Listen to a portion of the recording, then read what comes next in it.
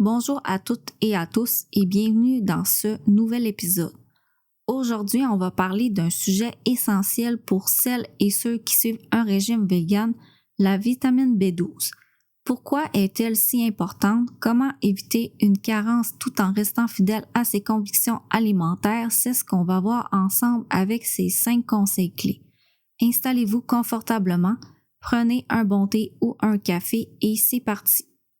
Avant d'entrer dans le vif du sujet, il est important de comprendre à quoi sert la vitamine B12 et pourquoi il faut y porter attention quand on est vegan. La vitamine B12, aussi appelée cobalamine, est une vitamine essentielle au bon fonctionnement du système nerveux et à la production des globules rouges. Le problème, c'est qu'elle se trouve naturellement presque exclusivement dans les produits d'origine animale. Et donc, quand on est vegan, c'est pour cette raison qu'on doit y porter une certaine attention. Mon premier conseil est donc de penser aux aliments enrichis en B12. Certains produits végétaux sont fortifiés avec cette vitamine, ce qui permet d'ajouter une source supplémentaire à votre alimentation.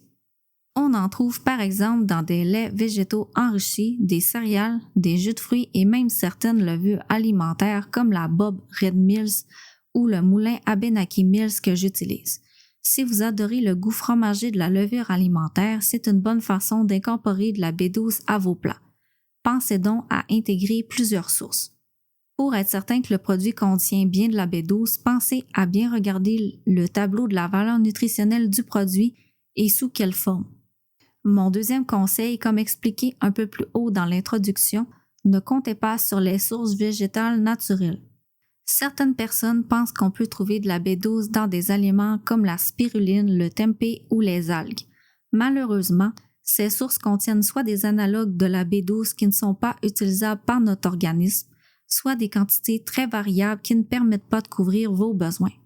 Donc, même si vous consommez régulièrement de ces aliments, ils ne suffiront pas à maintenir un bon taux de B12. Pour éviter les carences, mieux vaut ne pas prendre de risques et préférer les aliments enrichis ou en dernier recours la supplémentation. Si ce podcast vous plaît, pensez à liker et à vous abonner pour ne rien manquer des prochains épisodes.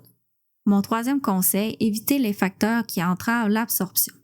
Même si vous consommez suffisamment de B12, certains facteurs peuvent empêcher son absorption.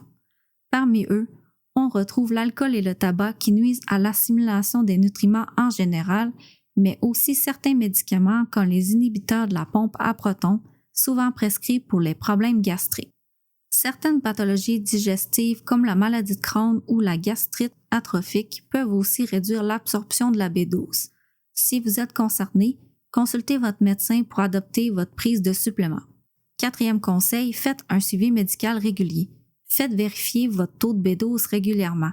Un simple bilan sanguin permet de voir si vous êtes dans la norme. Si vous êtes vegan depuis plusieurs années sans jamais avoir fait de test, c'est peut-être le moment de le faire. Il vaut mieux vérifier avant que des symptômes de carence n'apparaissent. Le foie en stocke pendant quelques années, mais peut totalement être épuisé si, sans le savoir, vous avez oublié de pallier par des aliments enrichis lors de votre changement alimentaire. Dernier conseil, si vous n'avez vraiment pas le choix, par exemple, tu n'es pas en mesure de trouver des produits enrichis ou que tu as un problème d'absorption, pense à la supplémentation avec l'aide de ton médecin. Et voilà, nous arrivons à la fin de cet épisode. J'espère que ces conseils vous auront aidé à mieux comprendre comment prévenir une carence en B12 en tant que vegan. Pour résumer, consommez des aliments enrichis en B12. Ne comptez pas sur les sources végétales naturelles pour avoir votre apport quotidien. Évitez les facteurs qui entravent son absorption.